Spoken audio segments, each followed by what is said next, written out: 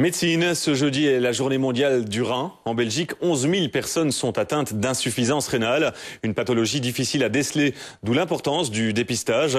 Vous allez le voir dans le reportage qui suit, un diagnostic rapide permet aux patients de ne pas renoncer à ses rêves les plus fous. Alexandre Carretta.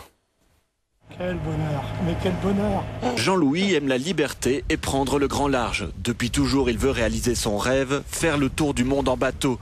Mais il y a quelques mois, c'est le coup de massue. Victime d'une malformation à la naissance, ses reins lâchent. J'étais très inquiet parce que je me disais que la vie serait finie, que je pensais partir en Patagonie.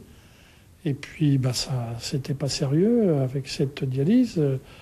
Et quand même, en réfléchissant, en parlant avec des néphrologues, je me suis rendu compte que je pouvais traverser l'Atlantique, que ce serait quelque chose qui devait être faisable.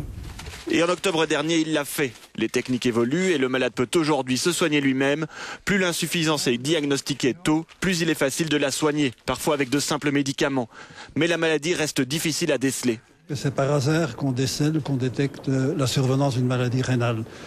Comme je l'ai dit, le médecin doit vraiment être très attentif à des symptômes qui sont discrets ou bien qui, à première vue, n'attirent pas l'attention sur les reins. Le plus important pour les spécialistes, c'est le dépistage. Ça, c'est vraiment l'importance de la journée d'aujourd'hui, qui est de dépister, de faire en sorte que la population sache qu'il existe des insuffisances rénales insidieuses, latentes, notamment chez les patients diabétiques, notamment chez les patients hypertendus, que l'on peut très facilement en faire le dépistage grâce à une prise de sang et à une analyse d'urine. Pour Jean-Louis, la seule issue au traitement, c'est une hypothétique greffe de rein.